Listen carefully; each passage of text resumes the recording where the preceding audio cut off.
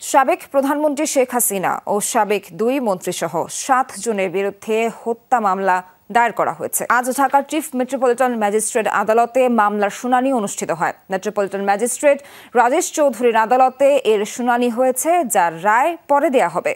আদালত সূত্রে জানা গেছে, সাবেক প্রধানমন্ত্রী ছাড়াও সাবেক সেতুমন্ত্রী ও আওয়ামী লীগের সাধারণ সম্পাদক ওবায়দুল কাদের, সাবেক স্বরাষ্ট্রমন্ত্রী আসাদুজ্জামান খান কামাল, পুলিশের সাবেক মহাপরিদর্শক চৌধুরী আব্দুল্লাহ আল মামুন, যুগ্ম কমিশনার বিপ্লব কুমার সরকার, অতিরিক্ত কমিশনার হারুনুর রশিদ ও ডিএমপি কমিশনার হাবিবুর রহমানকে আসামি করা হয়েছে। এছাড়া অজ্ঞাতনামা পুলিশ কর্মকর্তা ও সদস্য এবং তৎকালীন সরকারের ঊর্ধ্বতন কর্মকর্তাদের অজ্ঞাতনামা হিসেবে মামলায় আসামি করা হয়েছে।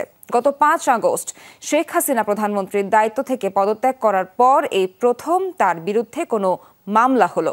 মামলার বাদী হয়েছেন আদাবর এলাকার বাসিন্দা ব্যবসায়ী এস.এম. আমির হামজা শাতিল। তিনি একজন সচেতন নাগরিক হিসেবে নিরীহ নাগরিক হত্যার বিচার চেয়ে এই মামলা করেছেন। উনি হচ্ছেন আবু সাহেব। উনি একজন রিক্সা চালক ছিলেন, পরবর্তীতে মুদি দোকানি।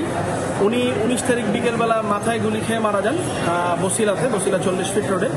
তো আমরা পরবর্তীতে খোঁজ নিয়ে জানতে পারি এই ফ্যামিলিটা খুবই অসহায়, তাদের বাড়িতে খাওয়ার চাল পর্যন্ত নাই। এরকম পরিপ্রেক্ষিতে এই হত্যার তো কোনো বিচার হওয়ার সুযোগ নাই, বিকজ কেউ এখানে বাদী হয়ে মামলা করছে না। তারপরে আমি বিবেকের তাড়নায় এই আবু সাহেবকে নিয়ে কোর্টে আসার সিদ্ধান্ত নিই এবং আজকে আমি শেখ হাসিনা, ওবায়দুল কাদের, তারপরে ডিএমপি কমিশনার, পুলিশের সাবেক আইজিপি, পুলিশের সাবেক ডিসি এবং ডিসি উত্তর, ডিসি দক্ষিণ, ডিসিডিবি এদের বিপক্ষে হত্যা মামলা দায়ের করেছি কোর্টে। এটার জন্য আদেশ পেন্ডিং আছে।